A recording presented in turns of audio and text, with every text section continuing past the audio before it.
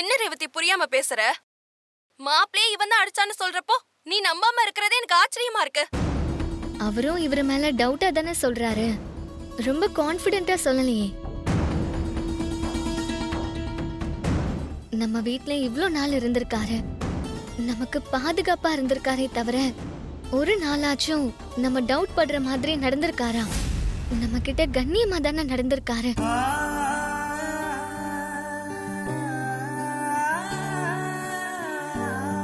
மகேஷ் எனக்கு மாப்பிள்ளையா செலக்ட் பண்றப்போ இவர் தானே கூட இருந்து செலக்ட் பண்ணாரு.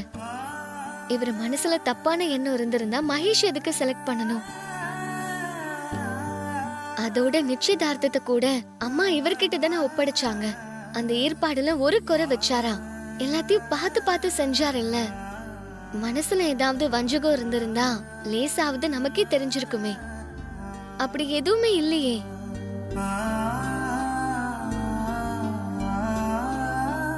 ஐயோ ரேவதி, இங்க பாரு, அந்த அளவுக்கு இவன் நம்ம கிட்ட நல்லவ மாதிரி நடிச்சிருக்கான். இன்னுமா புரியல உனக்கு?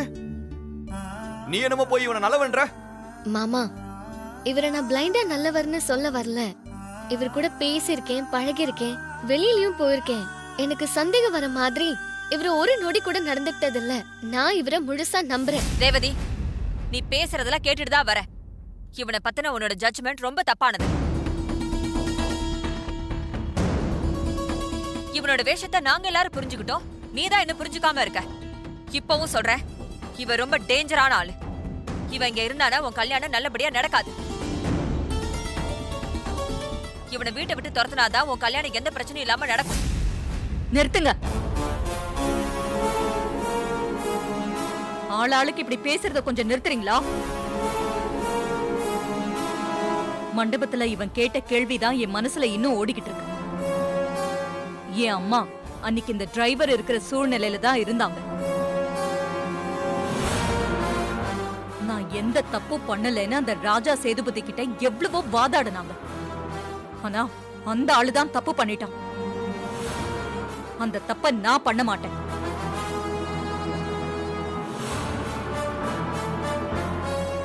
இவன் தப்பு பண்ணலைன்னு சொல்றான். அதை நிரூபிக்க நாம ஒரு சான்ஸ் கொடுக்கணும். அப்பதான் உண்மை என்னன்னு தெரிய வரும்.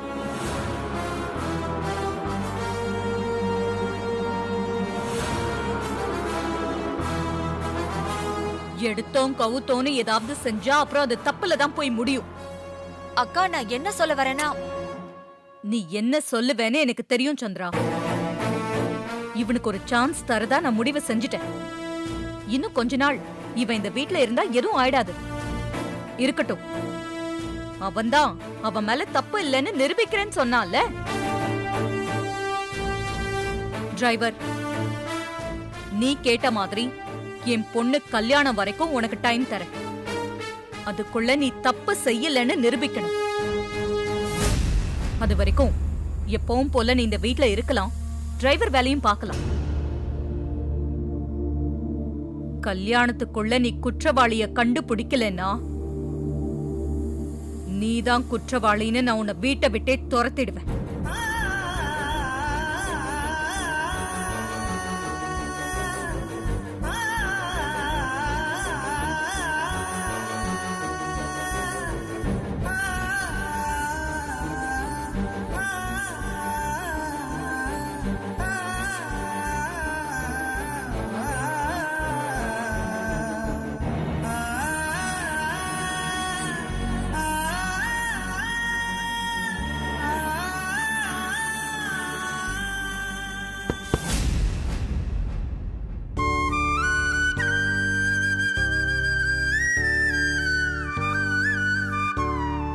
எங்க வீட்ல எல்லாரும் உன்னை பத்தி தப்பா நினைக்கிறாங்க. சந்தர்ப்ப சூழ்நிலை தான் அவங்கள தப்பா பேச வச்சிருக்கு. அதுக்காக உன்கிட்ட நான் மன்னிப்பு கேட்டுக்கிறேன். எனக்கு தெரியும், அவங்க பேசுனது எனக்கு மனசு கஷ்டமா இருந்தாலும் நீ அதை என்ன முழுசா நம்புறிய. எனக்கு அது போதும். எனக்காக நீ இவ்வளோ பேசுனது எனக்கு சந்தோஷமா தான் இருந்துச்சு. கூடிய சீக்கிரம் தப்பு செஞ்சது யாருன்னு கண்டுபிடிச்சு எல்லாரும் முன்னாடி கொண்டு வந்து நிறுத்துறேன். அப்போ என்னை பத்தி எல்லாரும் புரிஞ்சுப்பாங்க. நீ ப்ரூவ் பண்ணுவேன்னு எனக்கு நம்பிக்கை இருக்கு.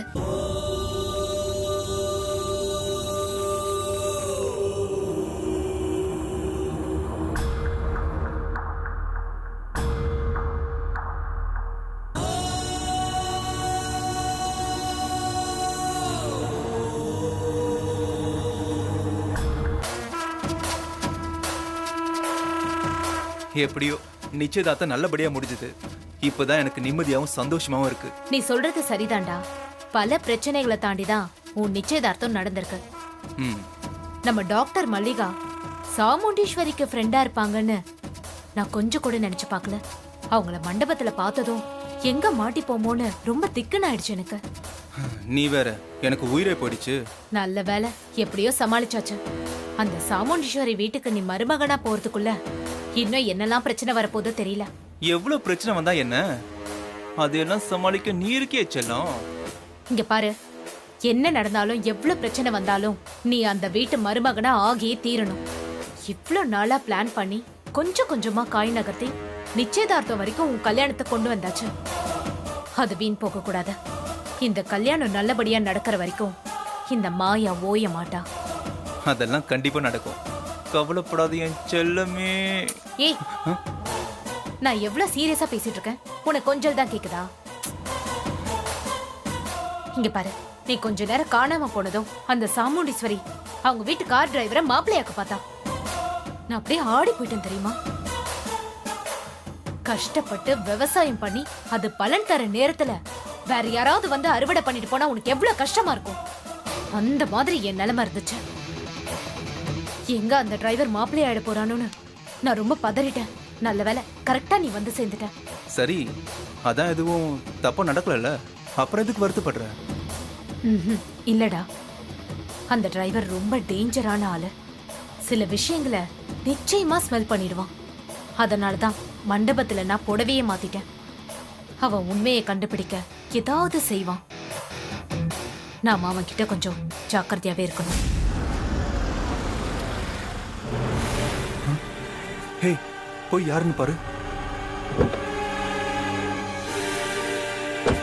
ஐயோ, ஏய், அவன் தான் வரான். வந்துட்டானா? சீக்கிரம். என்ன சொல்ற? இதோ.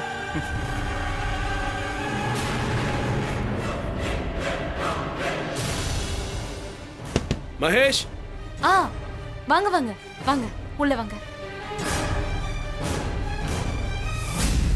வாங்க, உட்காருங்க. இருக்கட்டும். மண்டபத்தில் எதுக்கு போய் சொன்னீங்க? நான் உங்களை கட்டையில் அடிச்சேன். நீங்களும் ரேவதியை லவ் பண்றது தெரிஞ்சு உங்க கல்யாணத்துக்கு நான் ஹெல்ப் பண்ணு தானங்க நினைச்சேன். என் மேலேயே பழி போட்டீங்க.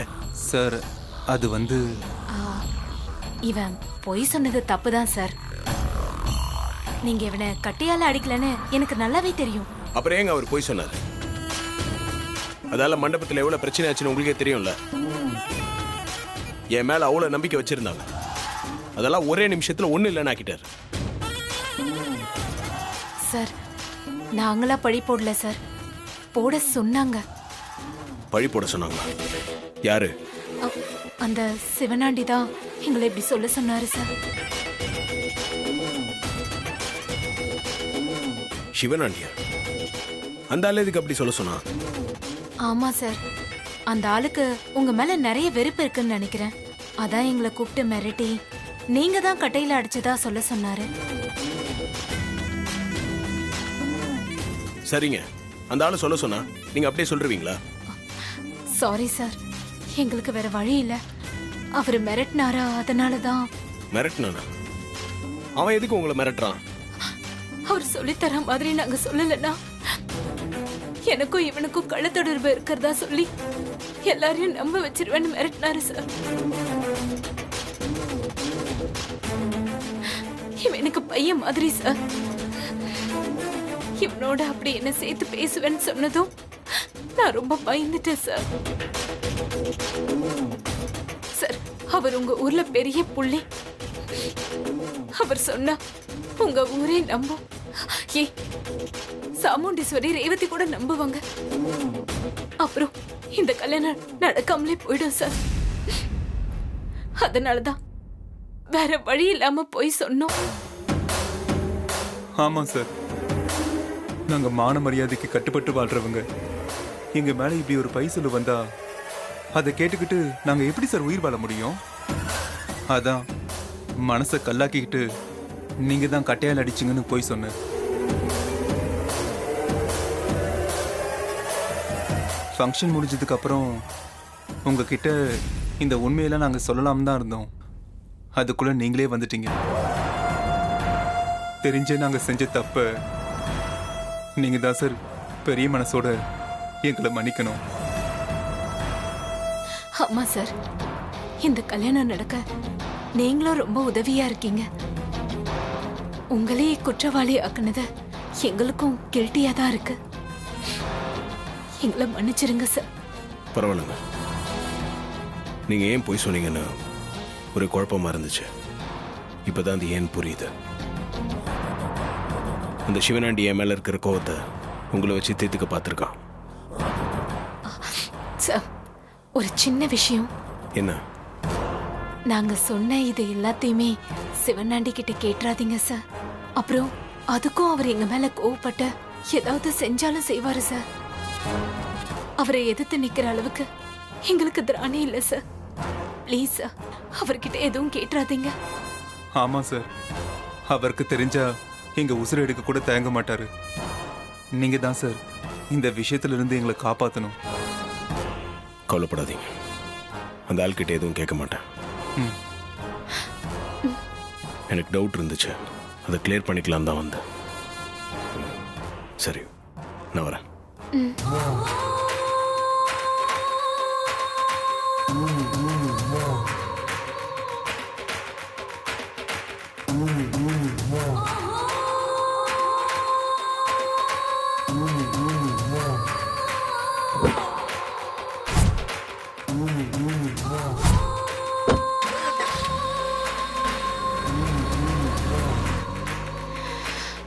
அப்பாடா,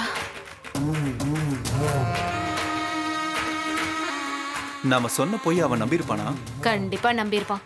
நம்ம பெர்ஃபார்மன்ஸ் அப்படி.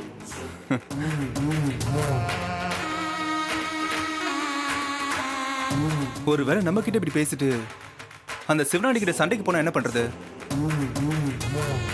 எதுக்கும் அந்த ஆளுக்கு ஃபோன் பண்ணி பேசிட்டு அதுதான் நல்லது.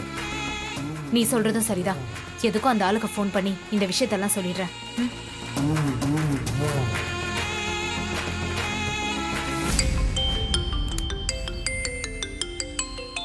மாயா ஃபோன் பண்றா.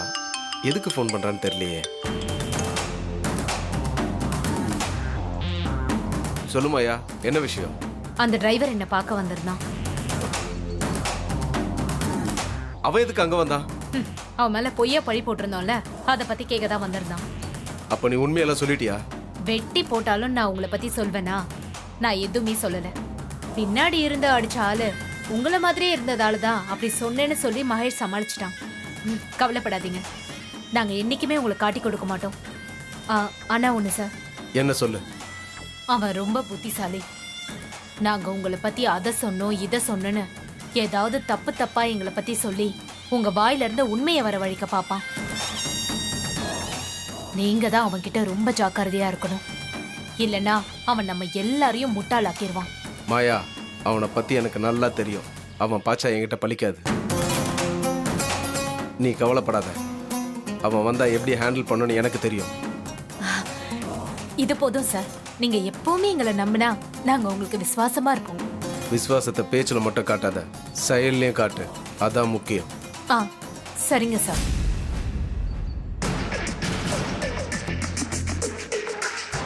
அந்த சிவனாண்டிக்கும் ஃபோன் பண்ணி சொல்லியாச்சு.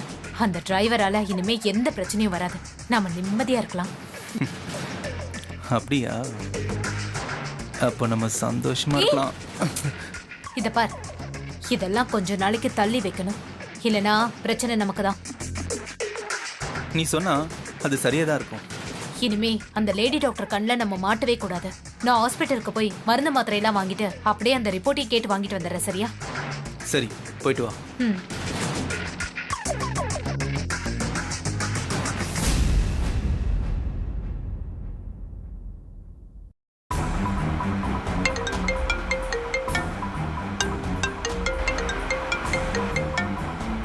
ஹலோ சார், நான் மண்டபத்திலேருந்து மேனேஜர் பேசுகிறேன் சார். சொல்லுங்க, என்ன விஷயம்? சார், மண்டபத்தை விட்டு காலி பண்ணி போகிறப்போ உங்கள் வீட்டில் இருக்கிறவங்க சில திங்ஸ் எல்லாம் மறந்து விட்டுட்டு போயிட்டாங்க சார். அதை நான் எடுத்து வச்சிருக்கேன். நீங்கள் வந்து கலெக்ட் பண்ணிக்கிறீங்களா? அப்படியா? சரி, ஓகே, நான் வந்து கலெக்ட் பண்ணிக்கிறேன். நீங்கள் உடனே வந்து எடுத்துக்கோங்க சார். நான் கொஞ்சம் வெளில போக வேண்டியது இருக்கு. சரிங்க, நான் வந்துடுறேன்.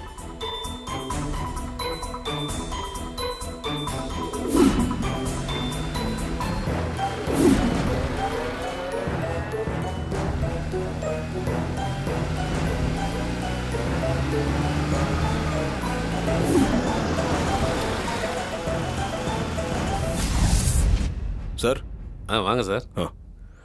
ஏதோ திங்ஸ் இருக்குன்னு சொன்னீங்களா? இதோ தரேன் சார். என்ன இதுல புடவை இருக்கு சார்.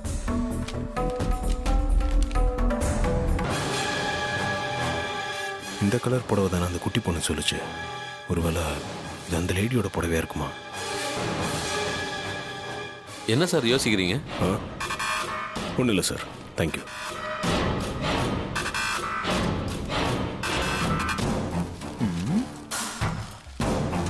மணமேடையில் மாயமான மாப்பிள்ளை, பதறிய குடும்பம். அடச்சை, எங்கேயுமா?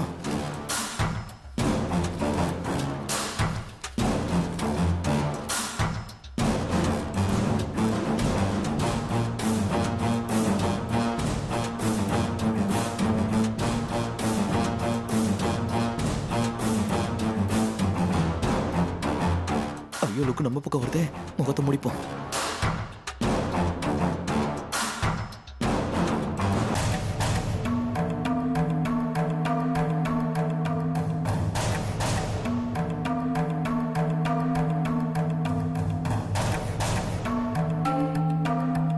இந்த திங்ஸ்லாம் மண்டபத்தில் மிஸ் பண்ணிட்டாங்க. யாருதுன்னு கேட்டு கொடுத்துரு.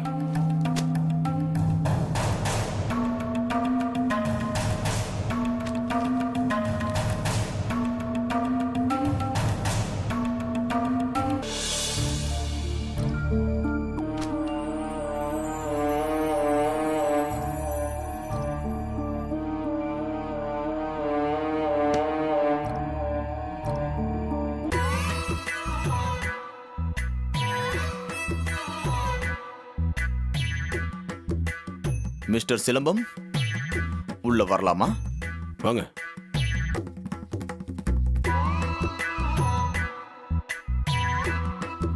சொல்லுங்க. என்ன மன்னிச்சிருப்பா. எதுக்கு? இல்ல, எல்லார் கூடயும் சேர்ந்து நானும் உன்னை ரொம்ப திட்டிட்டேன். அதுக்கு தான் எக்ஸ்கியூஸ் கேட்குறேன். Please forgive me. என்னடா இவன் பப்ளிக்கா இவ்வளோ திட்டிட்டு இப்ப பிரைவேட்டா வந்து சாரி கேட்குறானேன்னு பாக்குறியா? வேற வழி இல்லை சிலம்பம். அவங்க முன்னாடி கொஞ்சம் ஓவரா ரியாக்ட் பண்ணி தான் ஆகணும். இல்லைன்னு வையி, 3 வேளை சாப்பாட்டுக்கும் 2 வேளை டிஃபனுக்கும் பிரச்சனை வந்துடும்பா. ஆனா என் ஆள் மனசு பச்சு என்ன தெரியுமா சொல்லுது? நீ இந்த வேலையை பண்ணிருக்க மாட்டேன்னு தான் சொல்லுது. இப்போ அது இதை யோசிச்சு என் மேல தப்பு இருக்காதுன்னு நினைச்சிங்கல்ல, அது வரைக்கும் சந்தோஷம்தான்.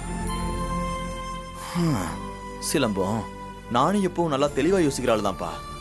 என்னைக்கு வெள்ளத்தோடு காசை போட்டு இந்த வீட்டோட மாப்பிளையா வந்தனோ அன்னைக்கே என் யோசனைக்கெல்லாம் முட்டுப்புள்ளி வச்சுட்டாங்கப்பா. வெறும் திங்கிறது தூங்குறதுன்னு வாழ்க்கை போய்கிட்டு இருக்குப்பா. அதெல்லாம் தாண்டி என்னைக்காச்சும் ஒரு நாள் நல்ல பாயிண்ட் பேசலான்னு வருவேன். அப்ப என் அத்தை முறைப்பாங்க, என் பொண்டாட்டி குறைப்பா. நான் அப்படியே உறைஞ்சு போய் நின்னுருவேன்ப்பா. உறைஞ்சு போய் நின்னுருவேன். ஆனா இப்ப இந்த சந்தர்ப்பத்துல நான் யோசிச்ச வரைக்கும் என் மூளை என்ன சொல்லுதுன்னா, இதுக்கு பின்னாடி அந்த சிவனாண்டியோட கேங் தான் இருக்குன்னு என் மனசு பச்சு சொல்லுதுப்பா. ஆமே கரெக்ட்? இல்ல, சிவனாண்டி மட்டும் இல்ல, இதுல வேற ஒருத்தவங்களும் இன்வால்வ் ஆயிருக்காங்க. வேற ஒருத்தவங்களா? யாருப்பா?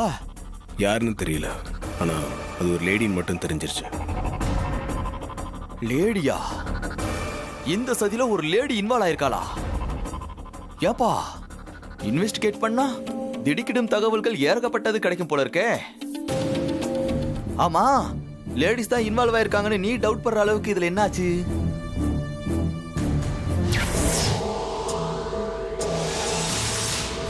ஃபேன் ஓடிட்டு இருக்கும்போது அது பக்கத்துல போக கூடாது, அதை தொடவும் கூடாது. நீ எதுக்கு அதை போய் தொட்ட? நான் பாட்டுக்கே தனியா நின்னு போன்ல கேம் விளையாண்டுட்டு இருந்தேன். அப்போ ஒரு ஆன்ட்டி என் பக்கத்துல வந்து என் கையை பிடிச்சு ஃபேனுக்குள்ள வச்சு விட்டாங்க. உன் கையை எடுத்து ஃபேன்ல வச்சாங்களே ஒரு பேட் ஆன்ட்டி. ஆமா அங்கிள். அந்த பேட் ஆன்ட்டி என்ன கலர் சாரி போட்டிருந்தாங்கன்னு நீ சொல்லணும். Uncle, purple colour sari. மண்டபத்தோட சிசிடிவி ஃபுட்டேஜஸ் கொஞ்சம் பார்க்கணும்.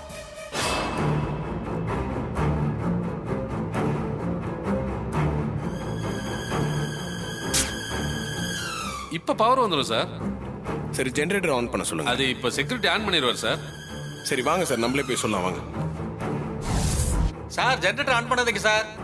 அங்க யாரோ மெயின் ஆஃப் பண்ணி வச்சிருந்தாங்க, நான் ஆன் பண்ணிட்டே இப்ப பவர் வந்துருச்சு.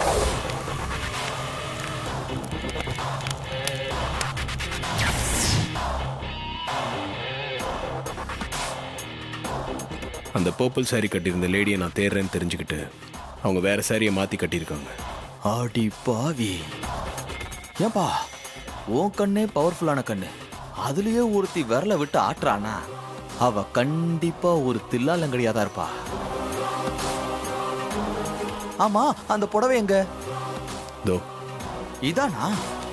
ம்.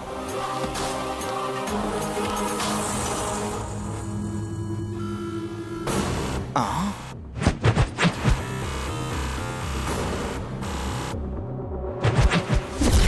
அவளேதான். ஏன்பா இந்த புடவை தெரியலையா? நம்ம மகேஷ் மாப்பிள்ள அவங்க அண்ணி மாயா கட்டியிருந்த புடவைப்பா.